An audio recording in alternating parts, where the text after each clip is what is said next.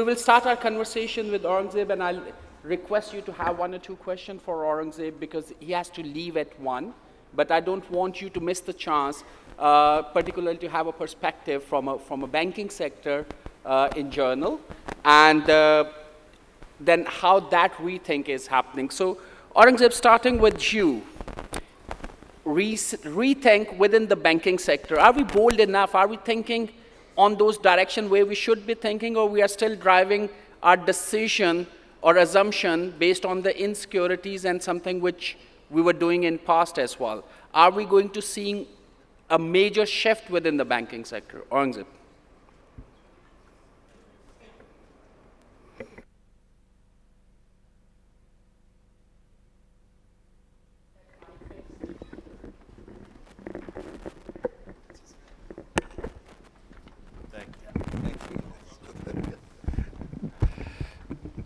Thank you, Sajjeed. So, and I do apologize. I have to drive to Lahore for a meeting there. So, my apologies. I won't be able to stay through the panel.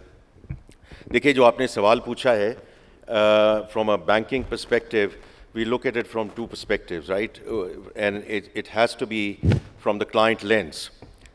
There is one client which is called the government or the public sector, and the second one is the private sector, and then the various forms of that private sector.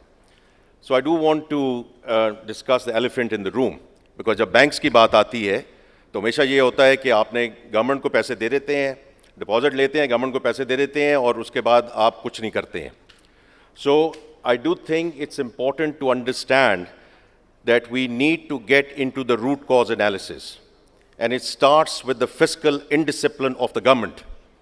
If you are starting with the revenues, और अभी भी इस वक्त budget की बात चल रही है, so we need to focus on R&R, retail and real estate. You know, the ministers were here. I wasn't able to be here at the talk, but it's important that we expand that tax net. और इसमें कोई ऐसी चीज़ नहीं है, जैसे अभी doctor साहब ने कहा है, year after year, after administration, there is no dearth of the what and the why. It's always implementation around the how part of it. And then expenditures, right? I mean, expenditures we need to bring down. If you have the fiscal discipline, you don't need to go out and borrow the way we need to borrow as a government, right? And I don't want to get into the figures, but in the next quarter, it's a very, very large amount that the government needs to borrow. Under the State Bank Act, they cannot borrow from the State Bank. Today is an auction. The banks today can say, we will not lend. And then what? You will not be able to pay your salaries. So I just want to get that myth out of the way कि ये जो banks हैं सारा मुनाफा कमाते हैं और सारा government को पैसे दे देते हैं. It's not by volition. We can today stop doing that. And then what? How will this government function? How will this country function? So I think it's important to understand those dynamics, and we sincerely hope as a banking industry that the fiscal discipline comes back with the government. Now let's come to the private sector. The corporate and the commercial side of it, I think, are pretty okay. जहाँ मसले मसाइल हैं और doctor Ishrat साहब ने चूँकि उसका जिक्र किया है, I think it's very important where the banking industry actually needs to step up, which is agriculture, which is SME. When we talk about agriculture, the banks have been talking about financing the crops, which is good. But we have, as an industry, by and large ignored 60% of the country's agriculture GDP, which is dairy and livestock.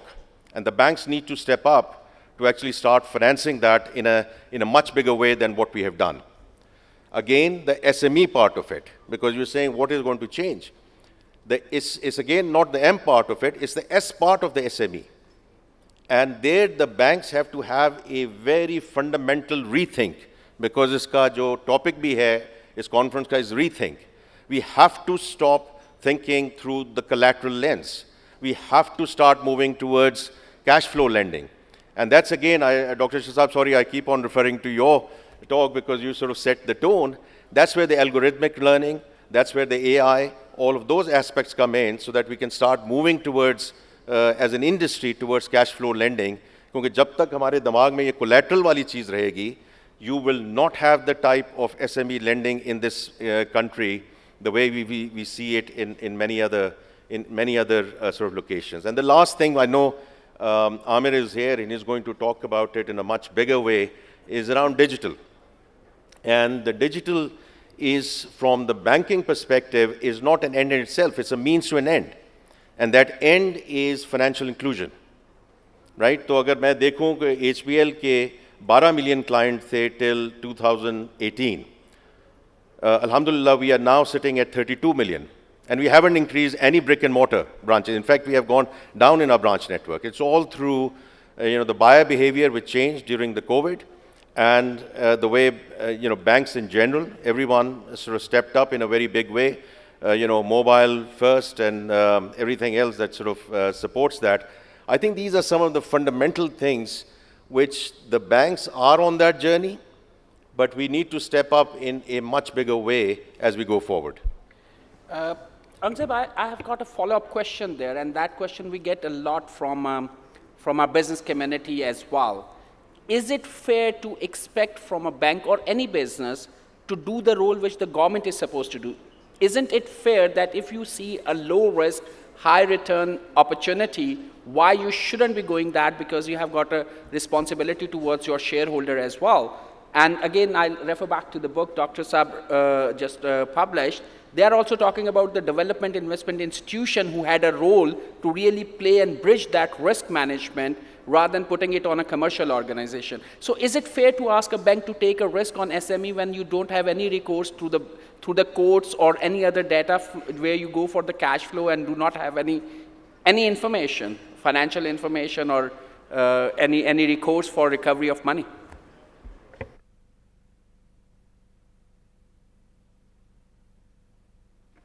I think these guys, you can say, I think I'll take it, Sajjeed, in a broader context and look at the entire spectrum.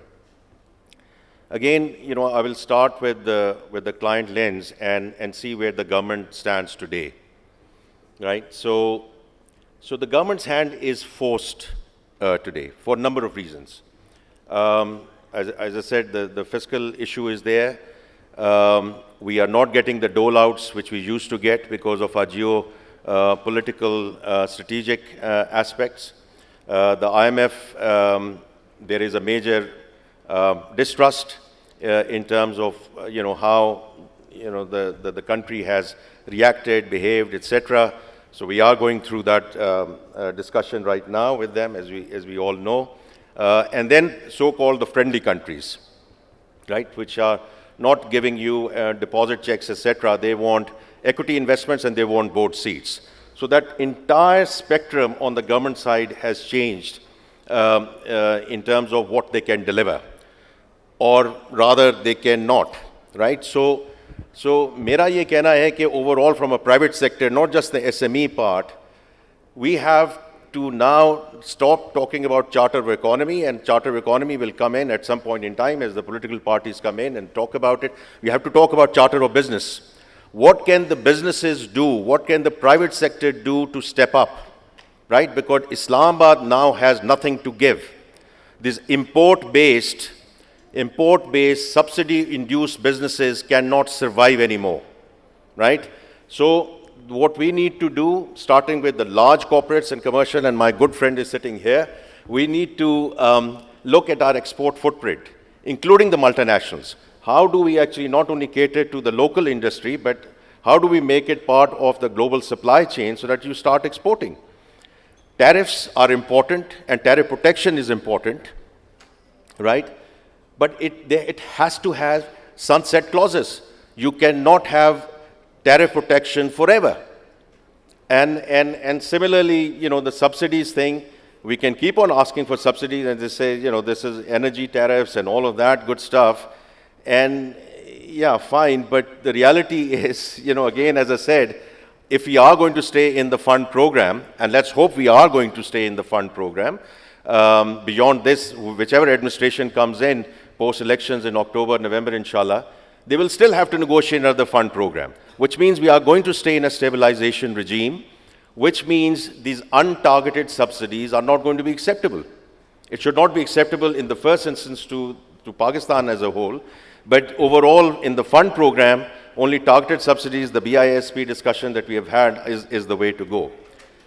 So I think ये पूरा जो private sector का जो business models हैं, these will have to fundamentally go through a rethink, and therefore including the SME part, कि वो भी audited financials की तरफ जाएं और and they make themselves more bankable, but it's a much larger thing for the private sector in terms of a shift in the business models, and we have to start from somewhere. देखें ये कोई overnight switch नहीं है कि आज हम कह दें और कल ये होना शुरू हो जाए, but we have to have a roadmap in terms of the private sector, and we have to stop looking towards Islamabad. Thank you, Aurangzeb. We can have one question for Aurangzeb before he leaves. What has prevented the bank from going into cash flow type lending to the SME? Why could not they build up their capacity? It's not just one bank, all of them. And I've been on a board of the bank. So what prevented them from doing what we know in the last 10 years needs to be done? Thank you, sir. Yeah. So Tariq Sahab, very brief, precise, Aurangzeb sir. जी, इसमें just if I can respond to that question, again going back to Dr. Ishad, it's not that the banks didn't try that. I wasn't here, but when the banks did hit the 16% SME lending mark, and then we know what happened, right? When the downturn came in, because the banks were still relying on the collateral stuff, and we did not do the type of diligence that we needed to do in terms of the cash flow. जब हम cash flow की बात करते हैं, तो इसके देखें इसके समझने की ज़रूरत है कि एक किराना स्टोर है या इम्तियाज़ है, whatever. We need to look at their entire distribution channels, which are the people who have been supplying to them for the last 10 years, and this has been a consistent thing. यहाँ बैंकों को मेहनत करने की ज़रूरत है. And we need to step up and understand those supply chains and the distributed chains. And we did not do that, because the easiest thing for us was to look at the collateral. आप मुझे घर दे दें, आप मुझे कुछ और दे दें, अपना मकान दे दें, उसके basis पे मैं जाकर आपको lending कर दूं. So now I think because of the role of technology, because now some of the fintechs have come into this space as well, and some of these challenger banks are coming in, I think we have a much better understanding in terms of how these dynamics work, and the banks are in different stages of evolution, because there are banks which are going to just focus on financing, and there are banks which have to play a role in capacity building in the country. These are two very fundamental different things. सिर्फ financing करके अपने shareholders के साथ बात करके versus capacity building. And there are few banks which are, and I think we just need a few to take the lead, others will follow. Thank you, Aurangzeb. Thank you very much. I'm sure we have got the finance professionals here and investment professionals and banking one, so we will have more questions. So thank you, Aurangzeb. Thank you very much for your time. Thank you. My apologies. Aslam, once again, thank you. No, thank you very much. Thank you for your time.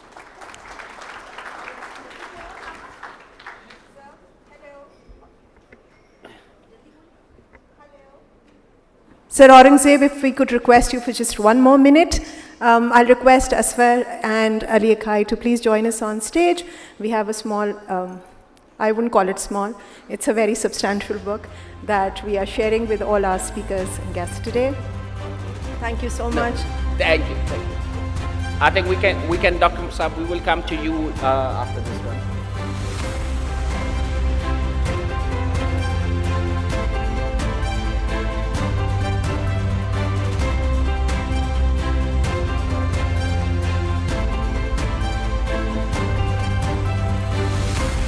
Thank you.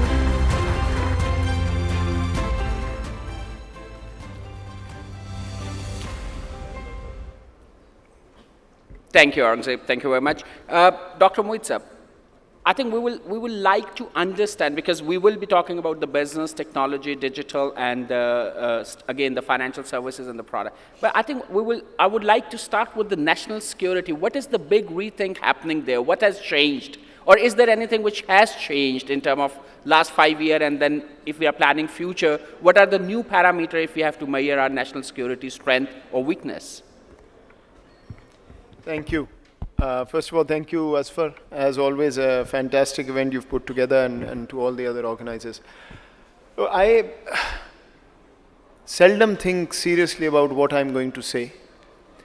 But when I saw the title of this event and panel, I really struggled and finally decided I'm going to be a bad guest. So I apologize to everybody before I say what I'm going to say. And what I'm going to say is going to surprise you coming from me. Ishad Saab has been kind, he mentioned geoeconomics and the pivot and national security policy and all of that conversation. So I was brought into government to think, at least that's what I believed. And very quickly realized that there is no point. Because day in, day out, the only conversation was, what's the fire that you need to fight today? Nobody else was interested in anything. So the most quoted sentence to me in my first 4 or 5 months of government, when everybody thought that this NSP will never come about, because so many have tried and failed, was, Dr. Saab, aap ye sara waqt kitabi baatein kyun karte rehte? And so it took me a while to understand that the problem lay with me, not with the system. Because I couldn't translate that thinking into a conversation that could be absorbed by a system that is geared to firefight and only firefight. And that's sort of the jump that was needed. If you honestly ask me, in my space, there's only one big thing to think about, plan for and strategize for, and that is the storm that is coming our way because of the US-China competition. Pakistan will not survive this storm unless we proactively plan, strategize, and situate ourselves to align with both camps at the same time. And that was fundamentally where we started this geoeconomics conversation from. But I leave that aside, the bad guess part. I want everybody to think about where this rethink and ideas are going to come from. It is one thing to think and then say we have to do something, but do we have structures where we can even begin to think on how to change? Because the entire edifice is set up to preserve the status quo for 1, 2, 3, 4% of the people or the system or whatever, and we will die to save that status quo while we see our country being destroyed before our eyes.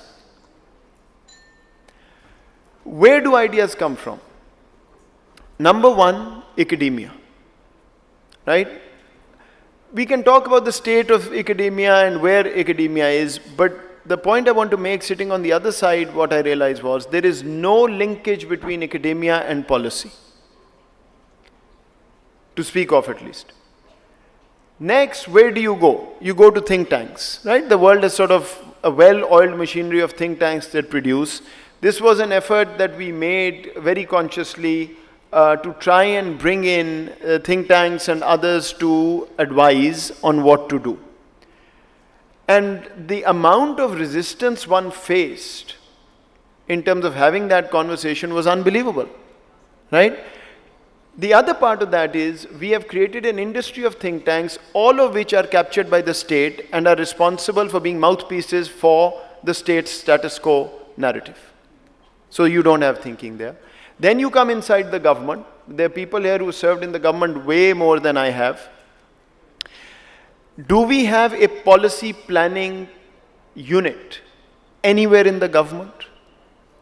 The planning commission was supposed to be at one point. Now they spend most of their time signing and looking at PC1s. The foreign office used to do that. Today, any bureaucrat in the foreign office that the leadership is upset with becomes the head of policy planning. And the second one is the head of the Foreign Service Academy, from where your new minds have to be generated, right? So the point I want to make is I can give you a spiel on where the rethink is. Frankly, every thinking I could do is embodied in the national security policy. My problem is you think, and then what do you do with it? Yeah. The final part here is what I think Dr. Ishad also talked about, and somebody asked, the civil service part. You know, it's true, security of tenure and all of that, it's very important. But frankly, I think we are trying to run a world which is increasingly specialized and demands domain knowledge with a group of very good generalists. I think we can't do that. In fact, I think, Dr. Saab, you are the one who sort of created that National Executive Service idea. Where is it? It is now time that we move to a point where we have specialists running special things, and people like me, my job should be to think, translate it into an implementable idea with an implementation plan, and then the bureaucracy can implement. And that's what we try to do with the NSP. It has a whole implementation plan attached to it. But let me just end by saying, there is absolutely no point thinking of big, grand ideas, because the very basic thinking that translates into action, we've even moved away from that. Sorry, but... No, thank you, Dr. Saab. I think very valid parameter you started with the human capacity and capability to ask those questions, number one, and then follow through that. And then it's a small tactics which wins the war. It's not the strategy which is sitting outside there. So we have to have a strategy, but until it's executed, it will not work. Ghias, that's bring me to you. And Aurangzeb also highlighted a certain thing. From a business perspective, if we really want to look at the banking side, the private sector need to really upgrade their job or change their game, and they should go more inclusive and create the value chains and the visibility. So if we are looking at the big rethink, so from an Engro perspective, what are the key area or value propositions you are working which is going to be more disruptive and more inclusive at the same time?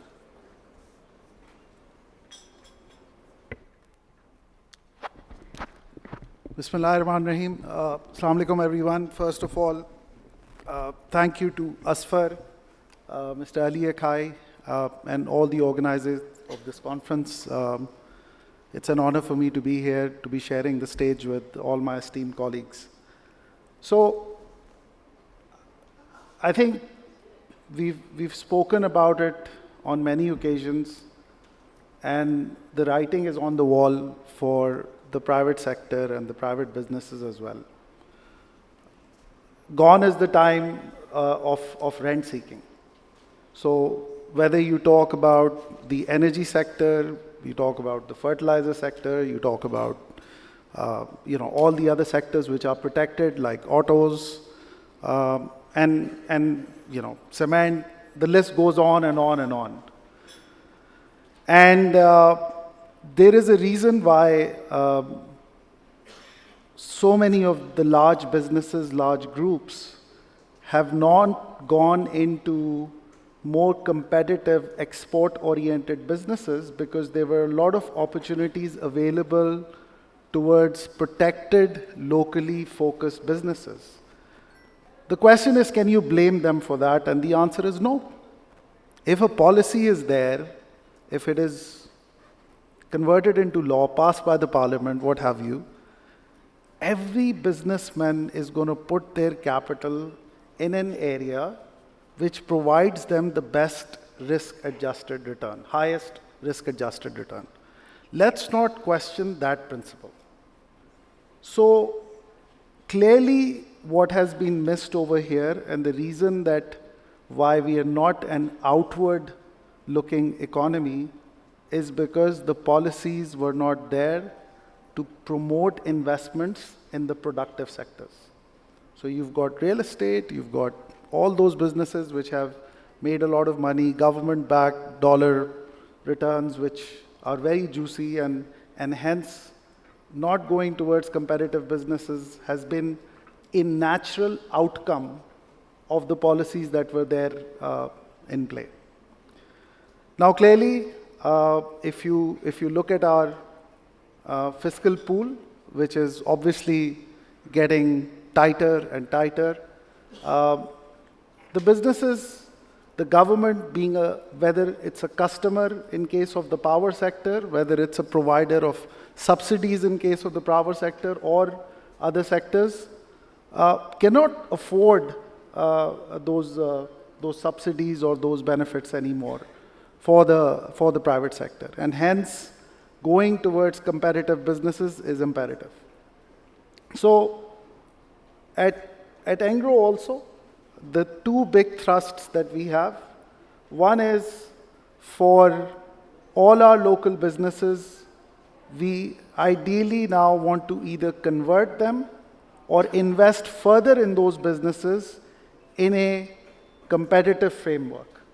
So whether it's our power business where we're developing a project, a renewable energy project where we'll be selling directly to customers, whether it's our fertilizer business where we have been propagating for a more sort of open business framework where we get average cost of gas and we're allowed to sell fertilizers at the market price of fertilizer, and subsidies, as Aurangzeb said, could be given directly to the deserving farmers.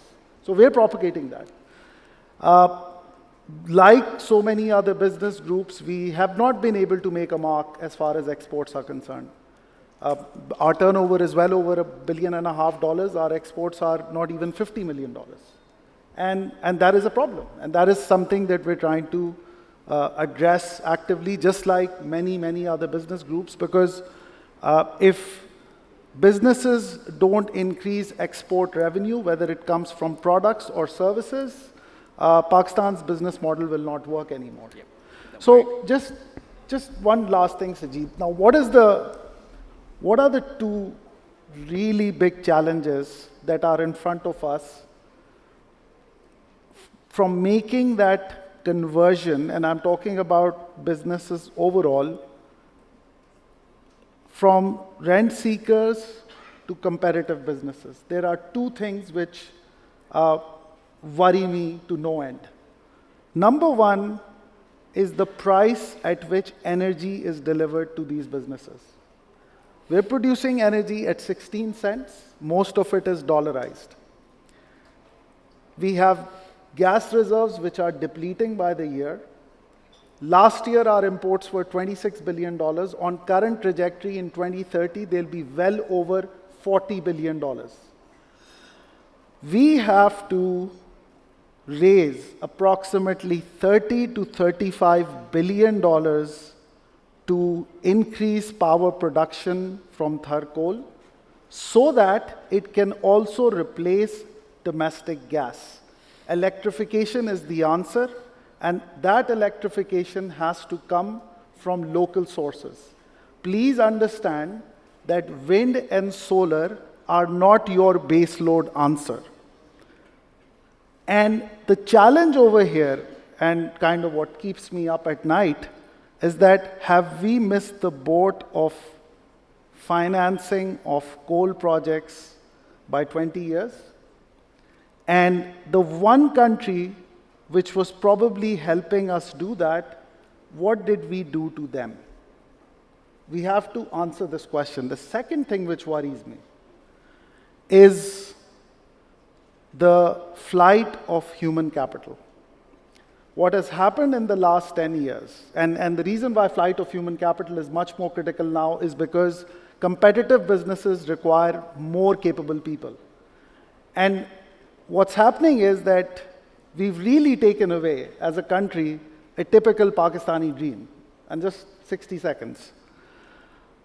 10, 15 years ago, 20 years ago, our parents' generation, even our generation, when we got out of college, we could sort of extrapolate that, inshallah, one day we will have our own house or our own apartment.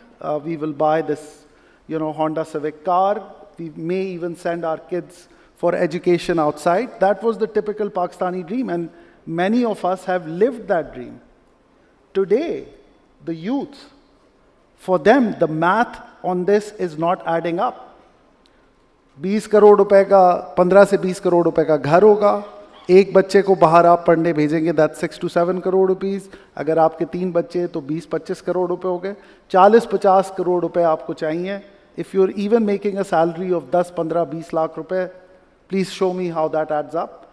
And in a country where mortgage financing from banks, just to share a stat with you, there are more loans given to bank employees for housing than the entire population put together in Pakistan. So how do you bring back the Pakistani dream? These two factors are the biggest challenges which are standing in front of us if we want to be an open market and be able to sell our products and services to the world. Thank you, Ghias. Thank you very much. I think that entrepreneurship spirit, I think it was discussed in the morning as well, Dr. Zilaf picked up specifically. I think, and we look at Indonesia, which is doing $1 trillion right now in GDP and going for 6.5 trillion in the next 20 years. So there is some spirit, optimism, and they know how to really play the game. And that's where we have to rethink that what is our game first and how we are going to play that. Rent seeking, you rightly picked up, the rent seeking attitude is not going to drive anything anywhere. And it has to be a bigger thought process. It has to be a bigger game as we speak. And that's bringing me to Maheen. Maheen, you took a very big risk when you introduced the InfraZamin here. It was a newer concept. It was based on a sustainability. It also included the impact side of it. And how you are doing like for last couple of years and where you see the big rethink will be coming in your sector and segment. Assalamu alaikum everyone, and thank you Asfar and to Nutshell always for having me here. So I'll address your question in two parts. And the first I'll do as a private citizen, a concerned private citizen of Pakistan. And the second I'll do as the CEO of InfraZamin. So for myself personally, and I think this is something that everyone here in the room has probably thought about, the path forward for Pakistan seems very murky. And I think what a lot of us have struggled with is really where is that light at the end of the tunnel? And honestly, when we talk about, when we hear everyone here, it seems difficult to define the stepping stones even perhaps that are needed to get to that light. But recently I came across a session which I thought I'll share with you here today, which really opened my eyes and inspired me. So we recently at the OICCI had a strategy session, a full day session around what should businesses be thinking about, particularly foreign businesses or multinationals that have brought FDI into this country. How can we get the concerns of that community addressed with the government? And I think one of the most enlightening sessions during that time was with our Indian counterpart in India. They run a similar organization under the name of FICCI. And what they talked about, and the president of that association talked about, was a shift that they had in their thought process about a decade ago. And when we talk about our trade organizations and we talk about our private sector, we are lobbyists. We are very, very good at putting across our requirements for policy changes, for tax changes, for subsidies. But what this gentleman put across was that we stopped about a decade ago from being an advocacy and lobbying group to being nation builders. And I think that was a shift that was so interesting because look at where India is today in their company framework, in their government framework, when their private sector stopped trying to ask for concessions all the time and simply began to think, how can we nation build for our country?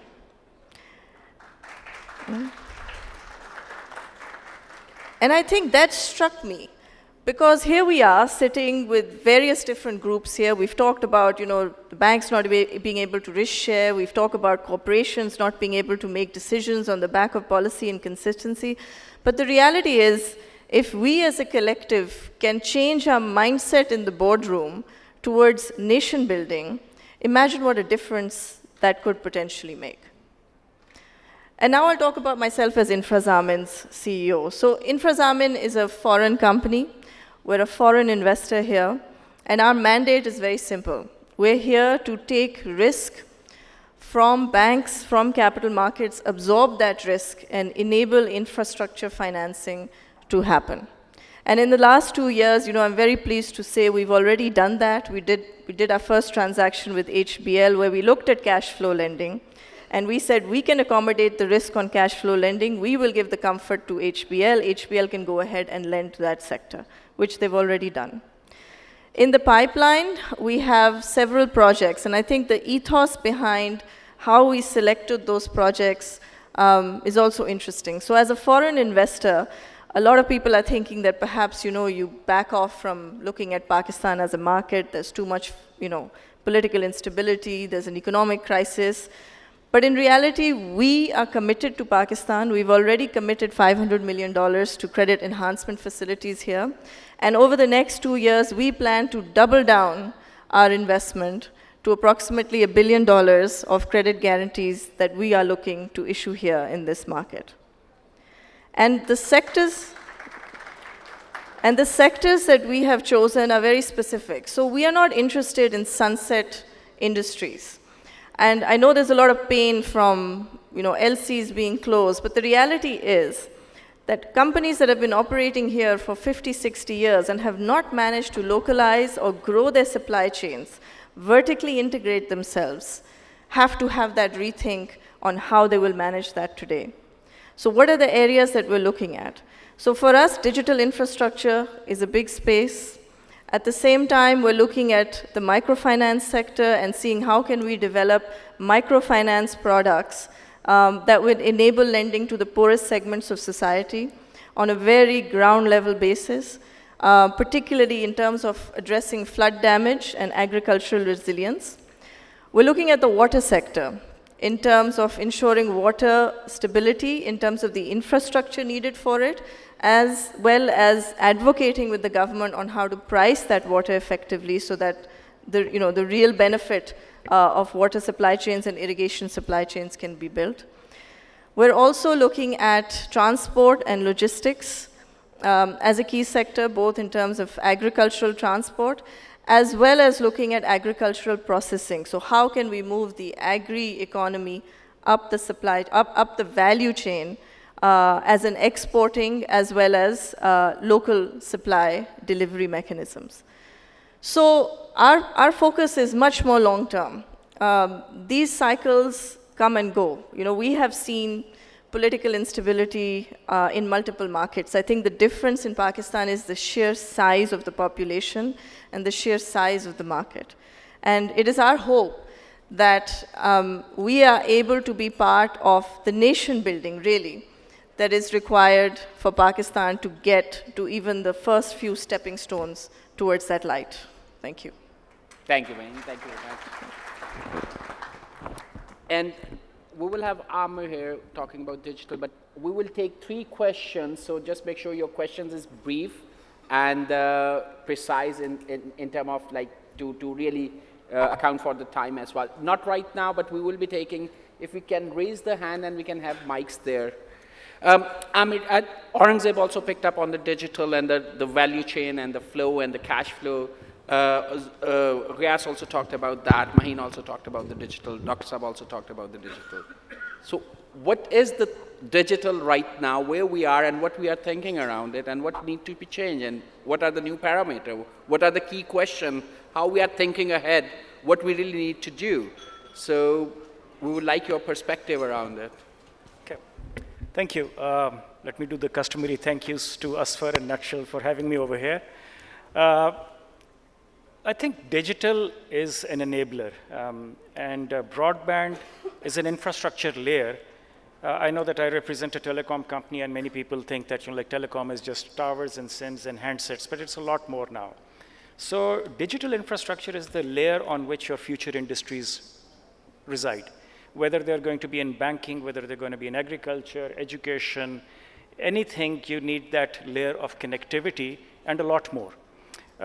You generate the data, you use that data, it enriches us, it enriches the companies that operate in those sectors. So to me, digital is an enabler, and telecom is not anymore a sector, but a cross-sector enabler, right? Since we're talking about rethink, I was hoping that after COVID, the importance of technology and connectivity would have been established. But I still think that we are still struggling with it, right? So we see frequent closures of internet for whatever reasons. I'm not going to get into the political aspects of it, but we think that we can reside or we can live without it. Now, that's not something that the country needs. We have to be very clear about the importance of a smartphone in every hand and a broadband connection in every home, right? And in our lingo, we call it fiber to the home or fiber to the curb or whatever. It is really about equipping every single business with the tools which are necessary. So digital, to me and to everybody else, I think now is an enabler. Now there is a question about the rethink.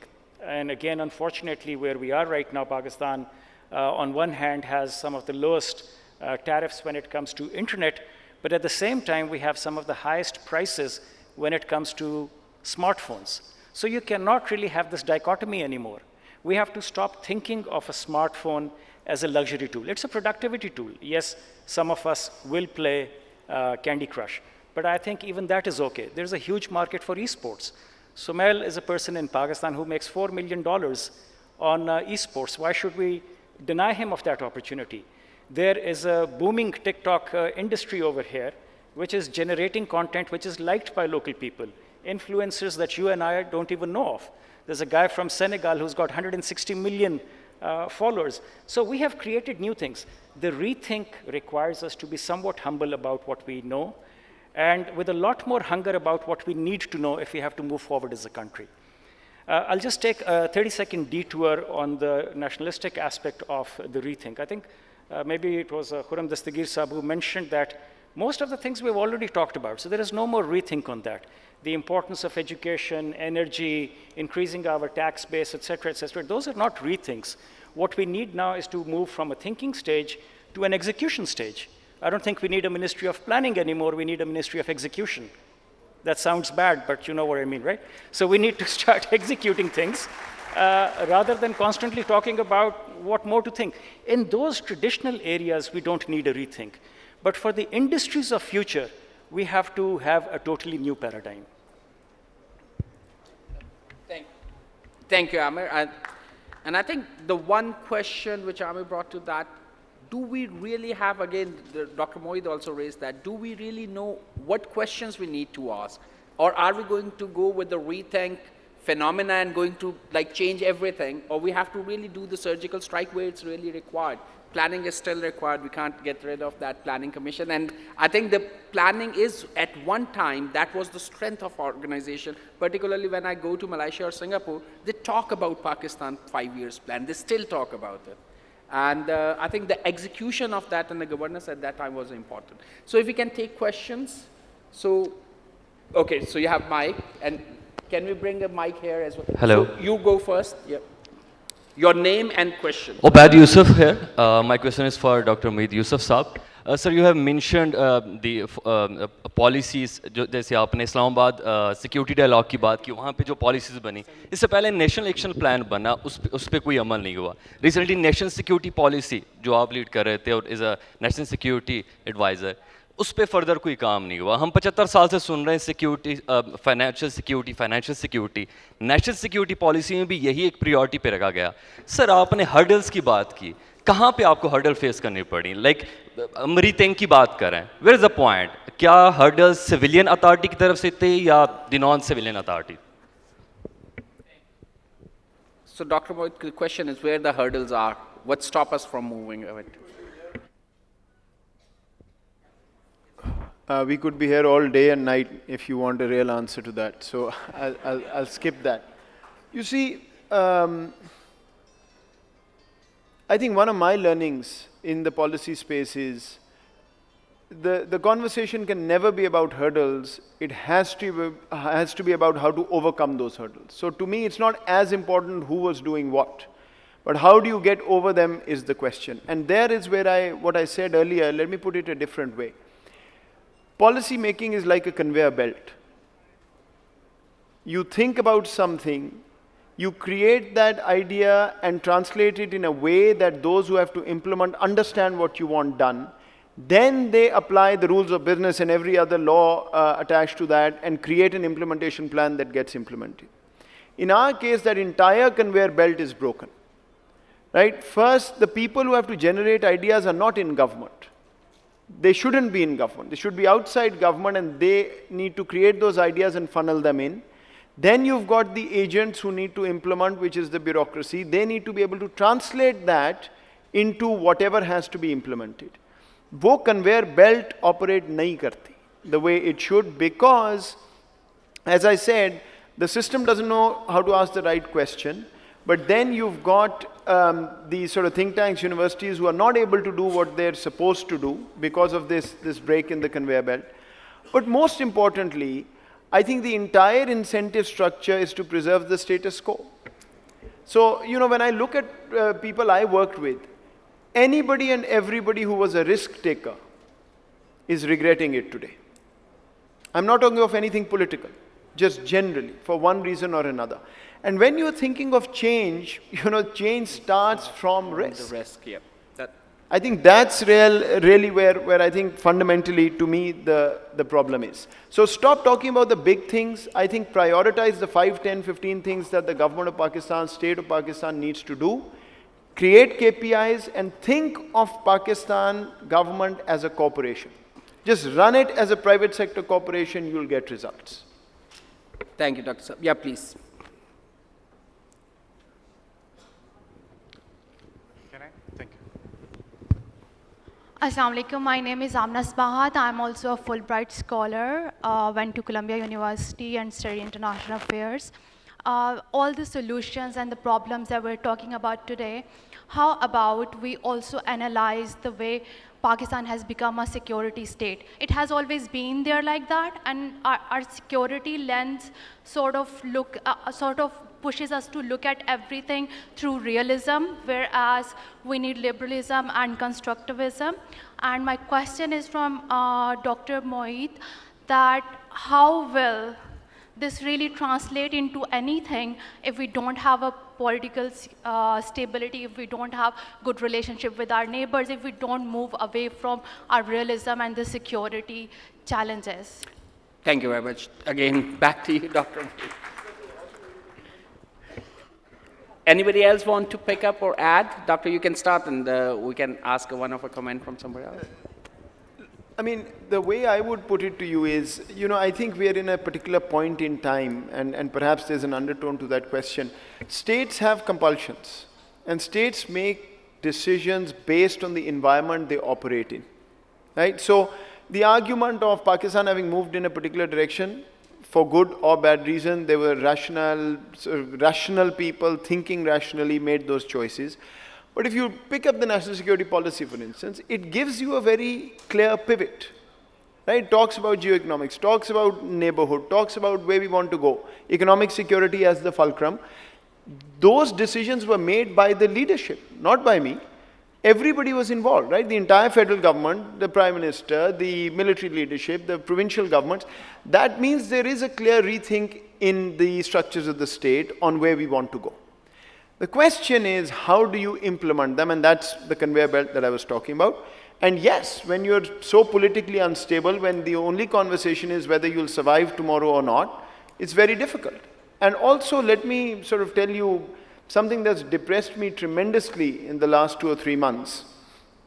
I've been in all the sort of major capitals, not all, but many of the major capitals of the world for one thing or another in the last 2 or 3 months. What really bothers me is that the world has started giving up on us. And they understand completely how Pakistan is sort of operating, and they are not able to see the light at the end of the tunnel either. And you know, if you've got whatever domestic issues, but if the world also starts seeing this is not working out, I think we have a real problem. So, you know, I don't blame the state for going whichever direction. Everybody makes choices based on national interest. We have a pivot, it's on paper. We just now need to, as I said, pick the 10 priorities and implement them. Thank you, Dr. Saab. We have got last question from that side. Yeah, please. Thank you very much, sir. My name is Tariq, and I'm from And I'm hoping it's not for Dr. Moeed again. No. Thank you so much for all the panelists. I think it has been a great discussion. My name is Tariq. I'm from Dus University. And I'll start with Yusuf saying, you know, that Pakistan 75 years have been actually facing shocks and shocks and shocks. But unfortunately, we have not been able to learn de-shocking ourselves, the science and art, all. I think my fundamental argument is that despite all these 75, 76 years, we have not been able to understand the science of synergies, actually. We have been actually looking into so many internal conflicts, and I think the only female panelist that we have, I think she very rightly said that we need to see around us, actually. Look at the example of India. We were all, you know, liberated same year, 14th of August and 15th of August.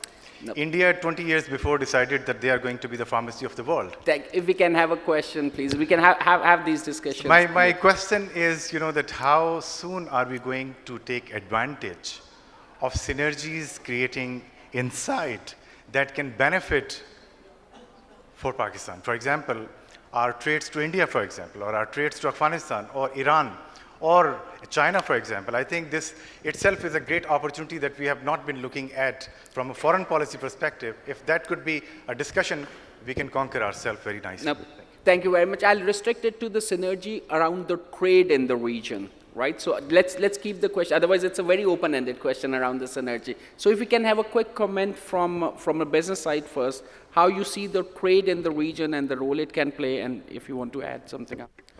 Well, let's start off with the fact that we are neighbors of two of the largest economies in the world, right? And we only trade with 91% of our border. That's something that Moeed has spoken about on many different events. So India is, and Tariq Saab is sitting here, India is a huge market. And if we were to open trade, so many of our businesses will benefit, and I think we'll be a net beneficiary. I can, clearly talk about the chemical sector as one, maybe even, textile and some others. But, if you talk about our integration with the Middle East, they're looking for a food basket. They're looking for food security solutions. If you talk about Afghanistan, they've got, reserves of lithium. And with us now mining copper, we could be making batteries for two economies right next to us, India and China, which will be consuming 50% of the global electric vehicles. If you talk about go north, little north in Central Asia, you're going to be connecting them to you could potentially connect them to the Middle East. They've got gas, they've got, minerals. There is just so much that Pakistan can do on the trade front, provided that we get our house in order as far as our external relations are concerned. I mean, we've got Saudi Arabia's example in front of you. They're getting pictures taken with the Iranian leaders. They're getting pictures taken with Syrian leaders. They're burying the hatchet. And we're blessed to be where we are as a geography. So we're ideally positioned for trade. We connect Central Asia, China, to the Middle East, to Africa. And just a few examples that I shared. So I think it's an absolute no-brainer that Pakistan is blessed with the geography it has. Thank you. I think I'll add one small thing and then hand over to Aamir. ASEAN as a bloc, they built the entire bloc using the trade as one of a key component. And now everybody is talking about moving from a very poor or least developed country to high income country. And they are the trade agreements which include the digital economy agreement, as well as Cambodia is talking about interoperable invoicing type of stuff. The fintech is one of a key base that how the entire transaction will be taking place. So Aamir, if you want to add anything on that. Well, not directly, but synergies, like in our industry, we call it interoperability. And the example today of RAST is a mechanism of creating railroads where people from different bank account holders just have to have a unique identifier, which is your mobile phone, because everybody has a mobile phone and mobile phone number. So it enhances trade, it enhances transactions. And only 2-3 days ago, the State Bank of Pakistan came out with their quarterly numbers in terms of the number of transactions that have started happening digitally. And I do remember one of our earlier panelists was talking about UPI in India. Now, these are the things that we need to build. And when we talk about, especially in the context of rethink, we have to also reimagine and rethink how trade will happen. We have to rethink on how we're going to transact. We're going to rethink, and more specifically to the question about neighbors, it's not that the country progresses, it's a region that progresses. And if you actually have congenial relationships, of course, you also have wars with your neighbors, but if India has, hostile neighbors all across, they have survived and thrived in spite of that. We just have to have a rethink whether we are overplaying, whether we are a security state or not. There is still a lot more opportunity on what we need to do. And my parting words would be that we just shift the gears from rethinking, re-talking about thinking again, and shift the gears more into the doing part. No, thank you, Aamir. And I'll pick up on that last point that we have seen nations in the country, they are growing despite the governments, right? So they have a government which is challenging, but the nation itself, they are more into the action-oriented and they are more into process one rather than the jugaad or small short-term thinking. They have changed their thought process and that has changed the entire nation and their economic and social well-being.